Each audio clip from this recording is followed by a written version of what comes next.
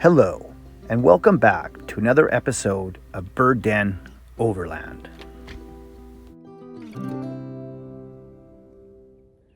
Well, after a snowy, sleety, windy, rainy, cold evening, we woke up to another beautiful day. So I got about 100 kilometers of back road, off-road dirt tracks to get us really close to the south rim of the Grand Canyon. So we're gonna head out and do that. We just had breakfast, but look at some of these views we have now. Oh, of course, I turn around and the clouds have moved in again, but that was a freshly covered snow peak mountain. Beautiful little site we stayed at here last night. Hey Eddie, too far buddy. Hey, come on. Come on, Ed. Good boy. Atta boy, yeah, good boy. Happy, happy, happy. Hey Eddie. What do you say? Looks like you still got some of your mom's hair in your mouth, dummy. But yeah, that's a beautiful, beautiful site. Okay, you guys ready to go? Ready. Eddie? Ready, Ed? Eddie, ready to go, buddy? Yeah, you're ready to go, aren't you, pal? Yeah. We leave our camp spot north of Flagstaff and continue north, gaining elevation and getting closer to the mountain we were admiring this morning. We are both so thrilled to be back in the mountains. It gets us thinking about home on Vancouver Island. It was incredibly peaceful, meandering through this beautiful pine forest.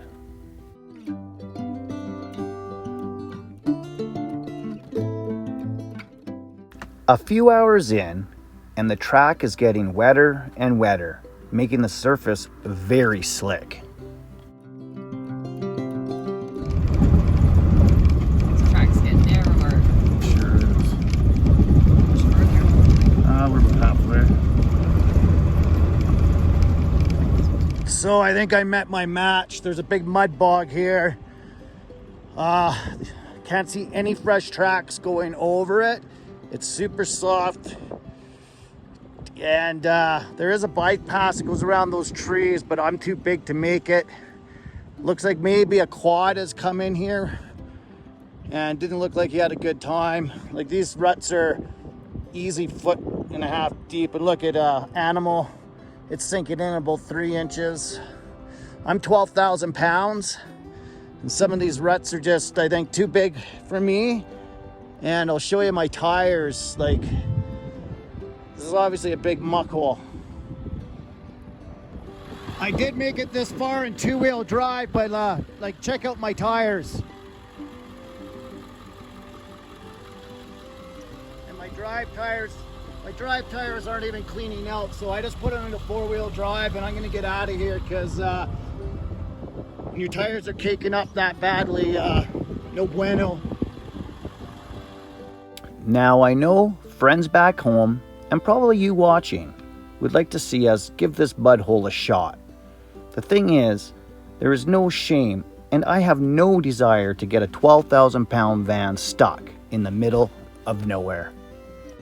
Fortunately for us, we only had to backtrack 15-20 minutes to find another track to get us around the mud hole.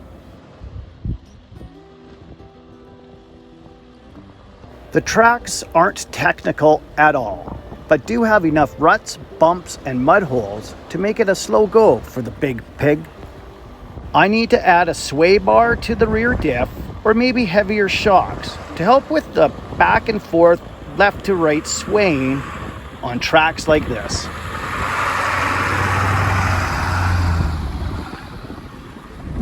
So we just read a sign that we're at 8,000 feet.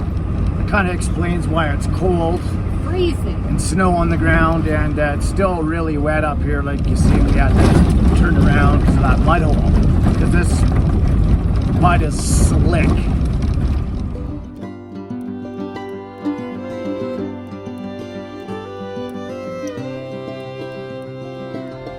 That's the mountain we was way in the distance where we were camping this morning, so we've gained a lot of elevation, obviously, and pretty cool, just at the bottom of the snow line. Awesomeness. Just over 8,000 feet.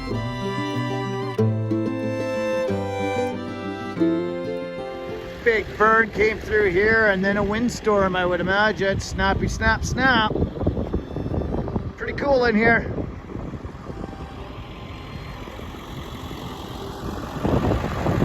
Oh, daddy. Go on. Lay down. Go lay down. Go lay down.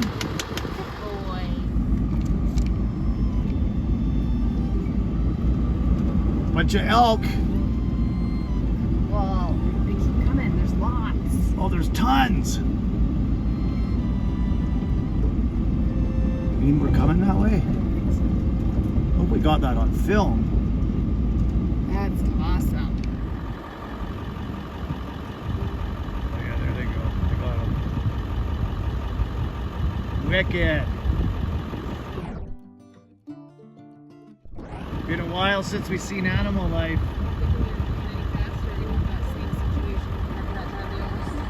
Yeah. That was wild. That's cool. I like that. What did you think? Probably at least 30? Well, for sure. Like yeah. big. I didn't see any No calves. babies, no. But they were all looked like females, but I wonder if they've shed their end. I don't know. We don't They're know big. anything about elk, but they were really cool to see. Yeah, And so fast. That's why I'd love being in the mountains again. Yay! Okay, I gotta make a decision here. I think we go right.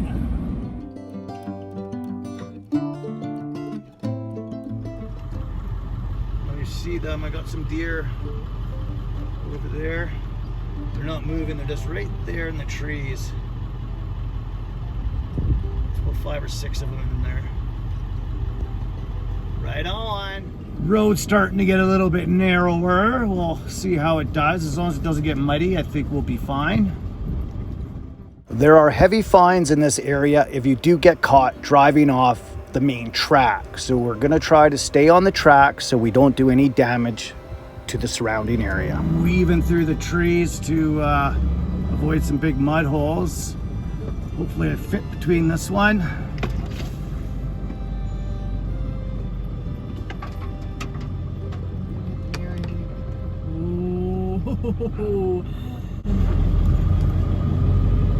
Uh-oh, the top branches though are gonna hit. I hope they don't hit the window. No, they didn't. Made it. That was tight. Barely. That was tight. That was centimeters. I'll admit, it's probably time to change out the Shark flip-flops for better footwear.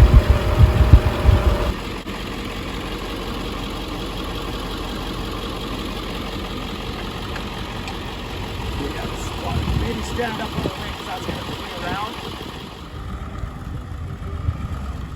Beulah makes short work of pulling this log out of our way.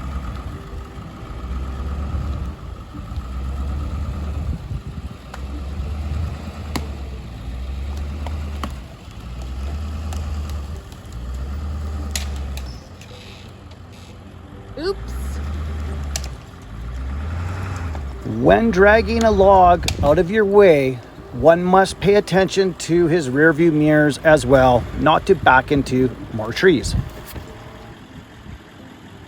With that said, we were able to get the log far enough off the road so we could get around it. The button on our winch to switch to wireless is broken. It must have got hit during our travels, so I have to plug in the old-fashioned way to suck the line back in.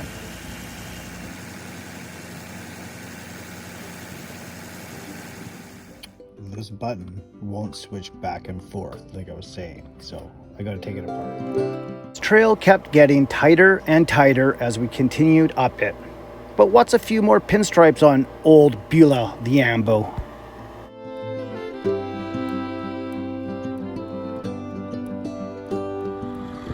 Doesn't look like much on camera, but I'm getting feeling really like we're gonna roll, and my driver's side's only goes down deeper, about another 8 inches. It's a gross feeling, and yeah, I don't want to roll, so we're pretty top heavy in this big pig, so we got to turn around. Yeah, it doesn't look like much, but passenger is just going to keep going up, and drivers is just gonna keep going down. I think we'd make it, but I'm not taking chances out here by ourselves. Well, I got turned around. I mean, I could have probably filled that ravine with rocks and my traction boards and all the rest of it, but it looks like it's gonna get snotty in here, and the road will just turn to muck, so I don't actually mind turning around at all. It's the mountain we were on the other side of that mountain this morning, so we're making a little bit of kilometers, but not that many.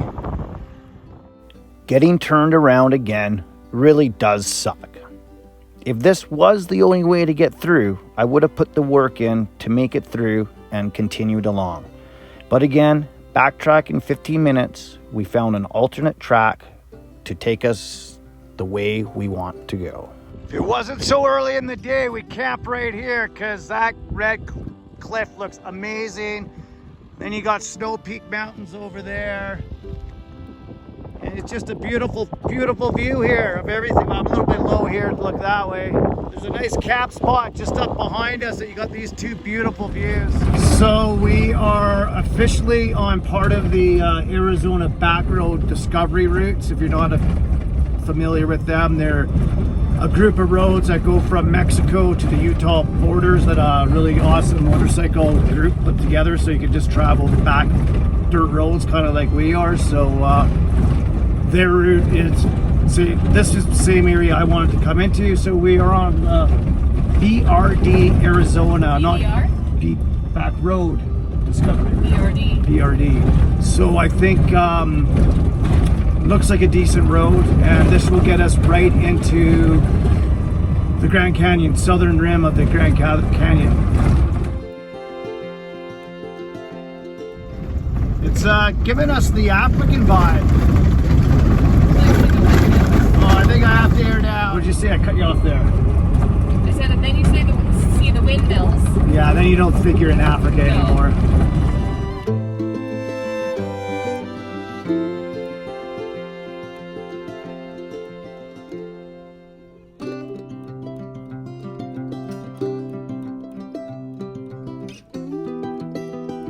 Well, that's a big bummer. Just tried to phone Arizona Fish and Game, try to get a hold of the Ranch Association, and no one. There's no phone numbers. It's all online. But the Fish and Game's officer did tell me if I get caught in there without a permit, it's 7 years of never being allowed on Arizona land again. So I'm not gonna take that chance. I would usually just go for it, but rule follower over here has talked me into, you know, it's not worth it, and she's 100% right. That's all right. We'll find another route and we'll keep adventuring on as we always do. We just passed a sign saying that we're over 10,000 feet, and for us from the West Coast, that's nuts. Right? You find it hilarious. There's not a mountain in sight. There's not a mountain in sight, but we're at 10,000 feet. Usually when we get to, I don't know, 4,000 or 5,000 feet on the West Coast, you're pretty high in a mountain. So yeah, anyway, cool. Hey everyone, so unfortunately the ending of this video, I didn't press play on the camera to show you where we ended up camping, but we did get right close to the Grand Canyon, and in the next video we'll show you the Grand Canyon, the surrounding area. So apologies for that. Join us on the next one and continue following our adventures. Thank you very much.